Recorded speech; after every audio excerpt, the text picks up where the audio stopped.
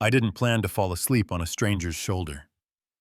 I planned to breathe for 60 seconds while my kids stopped kicking the seat, then get through one more flight without crying. You know what I mean? Next thing I know, I'm out cold, against a man who smells like cedar and quiet money, and a month later I'm blinking under courthouse lights while reporters shout my name like I'm a headline, and not just a tired woman from the Blue Lantern Diner. If you came here for the glamorous part, you're early. My name's Nora Hayes. I pour coffee and count quarters. I keep my 2-year-old's socks in my purse because dryers eat the small ones. And that night into Harbor City, my arms were noodles from carrying Theo down the aisle, my brain all static. I slid into an open seat beside a man with a slate shirt and a watch that could pay my rent. And I didn't care who he was, I just cared that the engine hum might rock my boy to sleep. It did. My eyes closed. Gravity did the rest. When I jerked awake, my chest went empty because Theo wasn't in my lap. He was tucked in that stranger's arms, drooling on very nice fabric, and my voice got there before my hands. "Where's my baby?" He looked at me steady, the kind of steady they sell in leadership books. He started to fuss. "You were out." "I didn't want to wake you then." He handed Theo back gentle like a relay baton, and I whispered thanks because if I spoke louder, I might crack in half. Flight attendants kept calling him Mr. Mercer, a name that sounds like glass buildings and elevators that never stop at my floor. And when we landed, I told myself, fine, weird moment, life goes on, except outside the terminal. A black car slid to the curb like a comma in a sentence. The window dropped, and there he was. "Let me give you a ride, simple, not pushy." I said no, pride standing tall in cheap shoes. Then practicality side-eyed the bus schedule and the diaper bag, and I said fine. The car had the kind of quiet most people buy therapy for. He didn't ask cruel questions. He watched me in the rear view like a person solving a puzzle without forcing the pieces, and at my building, more history than hot water, he asked if I'd have dinner tomorrow. Why I laughed, because stress makes me reckless. "You intrigue me," he said, like he was stating the weather. That night, I climbed the stairs and told myself I'd never see him again. But in the morning, my phone buzzed. "Dinner offer still stands. 7 p.m. Driver outside in case you change your mind." And yeah, the car was on the curb, glinting like a dare. Is it creepy or considerate? I asked the mirror. The mirror kept its opinions, so I grabbed the one dress I saved for interviews. And funerals told myself it's just food, brought Theo, because babysitters cost more than sleep, and walked into a restaurant where the napkins felt educated. He stood when he saw us, softer eyes than his suit suggested. "You came," he said. "I brought my kid," I said. "Good." He answered, and somehow I believed him. I mangled the menu he ordered with that calm tone pilots use. Theo crashed mid-meal in the booth, and Mr. Mercer, "Cole," he said, "call me Cole," draped his jacket over my son like a tent. We laughed for the first time in a year that didn't feel like surviving, and on the ride home he asked, "Can I see you again?" My hand found the door handle out of habit. "Why me?" I whispered. "Because when you fell asleep on my shoulder, I didn't want to move." Yeah, that happened. By morning, the internet had a photo of us hitting the restaurant door. Easton Ridge discovered its favorite sport: guessing a woman's worth. My coworkers pretended to mop while reading comments. My manager's eyebrow did push-ups, and my face went hot with that old shame that climbs your spine with cold hands.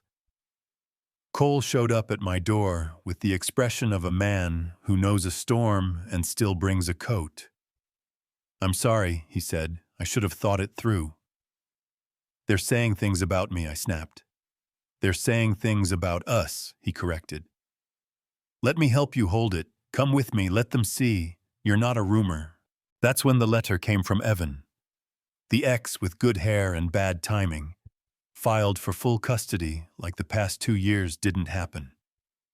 Said my life was unstable, said Billionaire. Like I'd parked Theo in a fireworks warehouse and I hit the floor, called Cole, choked on the words. And 20 minutes later, he was reading that letter like it insulted math.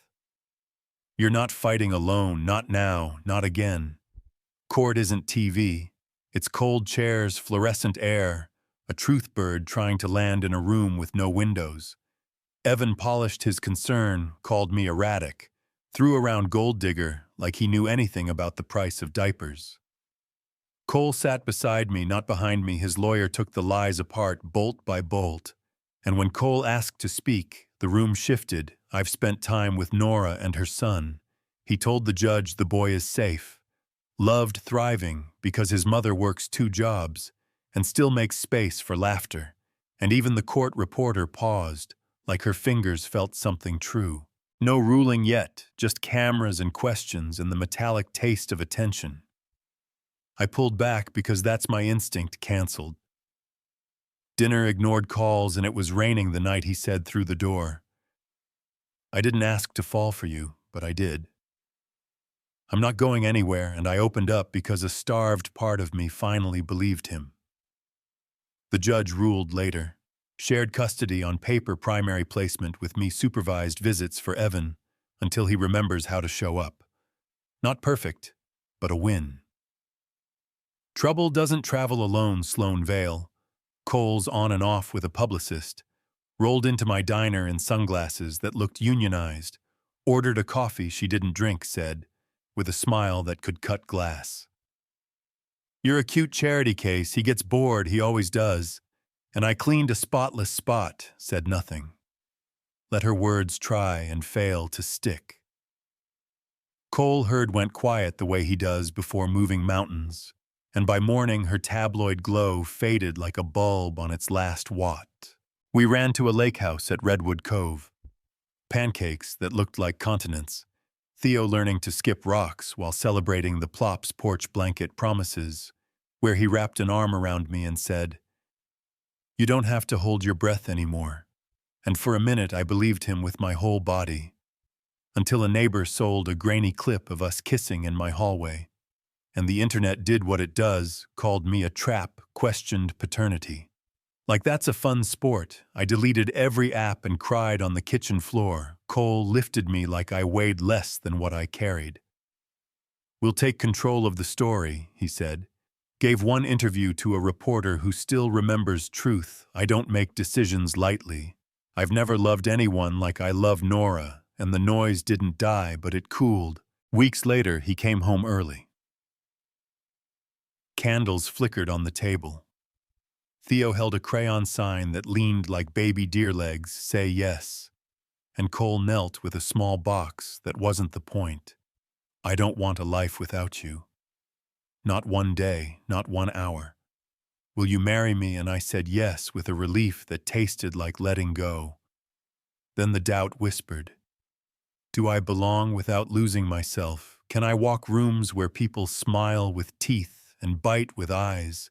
Vendors bailed, clients got skittish." I told Cole I didn't need a shield. I needed a partner. "If I'm going to be your wife, I need to be strong enough to walk through fire with you." And he looked at me like I'd handed him a map he could finally read. My mother reappeared when the cameras did warm like the past never happened. Asked about cake flavors, and Cole said, "Do what gives you peace, not what guilt demands." So I chose peace and kept that door closed. In his house, I found a room left in soft focus. Children's books, a small rocker, one photo of a boy with bright eyes. That was my brother. He said he died when I was 10, and grief made me treat quiet like failure. And I held his hand. The roles finally reversed me. The wall, him, the weight. And we stood there until the room loosened its grip. Then one morning he didn't come back from a jog. His phone was on the counter. My mind sprinted to the worst corners. He walked in pale with a bag of bagels. "I had a dizzy spell, didn't want to scare you," which is exactly how you scare me. I dragged him to a doctor because love counts, pills, now tests. Found a heart condition that isn't fatal if you respect it. Money can buy silence, but not that one. What if I'm not around? In 10 years, he whispered to the ceiling. Then we make this decade the best on record, I said. And we did the unglamorous work. He delegated. He read bedtime stories, ran behind a tiny bike with one hand hovering like a promise. We tightened boundaries when a photographer followed Theo home, and when Evan tried a second custody grab, the judge saw through the costume and said no family intact. Our wedding was small and honest, a dress I could breathe in, vows we wrote at midnight. With frosting on the margins, he promised to love both of us, even when love is work. I promised to keep choosing him. When the world stops clapping, and outside under petals, Theo threw his arms up like he invented joy. A tabloid tried again. Waitress to wife, how much did she take? And Cole walked to microphones like he was paying a bill. My wife owes you nothing. She didn't take anything from me. I gave her everything because she is everything. And for once, the line that went viral was true. One lazy afternoon, Theo handed him a block and said, "Daddy and I watched a billionaire turn into a boy who finally got to be a father, yeah." That happened. On the 1-year anniversary of the flight, he handed me a letter he'd written the night we met. You looked like someone who had learned to carry storms and still found a way to rest. I didn't know your name, but I wanted to keep you safe. And I told him I didn't know his name either, but his shoulder felt like home. Here's the part I'll leave to you. When we got proof that people plotted that hallway video, I didn't press charges. I saved the receipts and chose peace. Maybe that was wise, maybe that was weak. Maybe justice sometimes looks like a courtroom, and sometimes looks like a family, ignoring headlines and eating pancakes. Tell me what you think. If you were me, would you have fought louder, kept a diner shift, like I do 1 day a week because the counter feels like church, signed the prenup, that sends half of anything new tonight, childcare for shift workers, invited the mother who returned with cameras, trusted a man whose heart needed guarding? Drop your take, your story, your argument. What's right? What's fair? What you've seen when people decide a woman's worth before she opens her mouth. And if this hit home, share it with someone who needs a reason to trust a shoulder again.